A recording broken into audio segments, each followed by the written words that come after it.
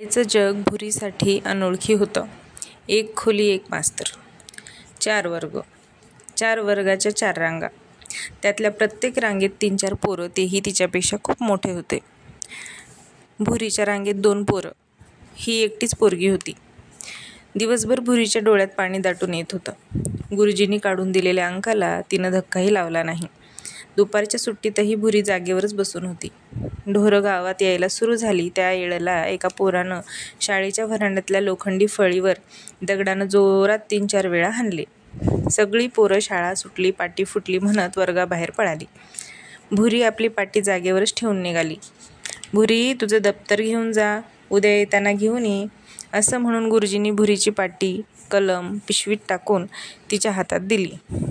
भुरी अंगणात बाजेवर माईची वाट बघत बसली. एकटीला करमत नव्हतंच.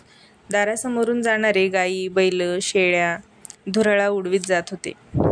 सुलू, कमळाक्का, सुमन, सोबाक्का रानातून येताना जखमजोडीचे, कण्हेरीची फुलं, दोऱ्याला बांधलेला पाचीपिंगा, चारं, कारं असं काही बाई घेऊन आल्या.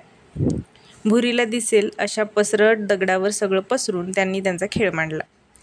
सुलू, आज किती मज्जा आली रानात. चलमा खणल्या, चाटुमाशा धरल्या, व्हय की नाही? कमळी मुद्दाम भुरीला ऐकू जाईल असं बोलत होती. भुरी त्यांच्या जवळजवळ जात होती. तोच त्यांनी आपला मांडलेला फुलांचा खेळ व पसारा आपल्या परकरात भरून घेतला व घराकडं पळाल्या. का गं, माझं लेकरू जवळ आले तर खेळ मोडल्या होय? गुणा पोरींना उद्देशून म्हणाली. भुरीची माय भुरीला खेळ्यात घेत नाहीत बघ त्या. राहू दे, इकडे ये, म्या फुलं आणलाव तुला. गुणानं डोक्यावरच्या टोपल्यातून फुलं काढून दाखवली. शाळेत जायच्या आदल्या दिवशी भुरी दिवसभर रानफुलं गोळा करत होती. गुणाला भुरीचं फुलवेड माहीत होतं. गुणानं आपल्या टोपल्यात भुरीसाठी वेगवेगळे फुलं गोळा करून आणलेले तिच्या पुढं तिनं टाकले. हिरवा चारा बघून वासरू यावं तशी फुलं बघताच भुरी गुणामागं पळत आली. माईच्या भुरीनं काय शिकलास शाळेत?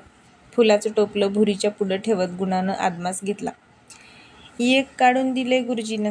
टोपल्यातले फुलं वेचून घेत भुरीनं सुकलेल्या फुलासारखं मलूल शब्द टाकले.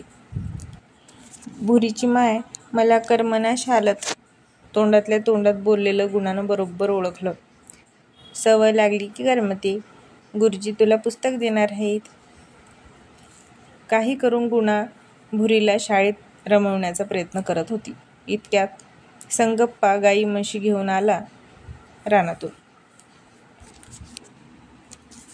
व्हंड्या गाईची तांबडी कारवड, शिंगाड्या गाईची पांढरी कारवड दोघी भुरीच्या पक्क्या दोस्तीनी होत्या. त्या दोघीला बघून भुरी जागेवरच टुणटुणली. बैलापुढं ठेवलेल्या पेंडाच्या कुरकुल्यातून भुरीनं 2 खपल्या उचलून दोन्ही कारवडीला खाऊ घातल्या. अय, कारवडीला नसतंय पेंड, कामाच्या बैलाला राहते. संगप्पा पुन्हा खपल्या उचलणाऱ्या भुरीचे हात पकडून म्हणाला. मोठाप्पा, का बर नसते कारवडीला पेंड? का बर की बैल कामं करतात शेतात.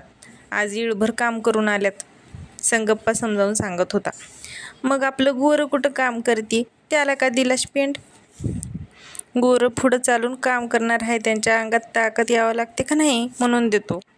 मोठप्पा, गाय बी दूध देतात की. बायला कोण शिकवते तुला बोलायचं? घे मायजा, खाऊ घाल तुझ्या तांबडीला, ढवळीला. संगप्पानं भुरीपुढे पेंडाच्या खपल्या धरल्या. ढवळी तांबडी पेंड खाऊन खुश झाल्या. बांधल्या जागीच मागचे पाय व शेपटी उडून खुश झाल्याचं दाखवत होत्या. भुरीनं त्यांच्या गळ्यावरून हात फिरवला. दोघी मान वर करून लाड करून घेत होत्या.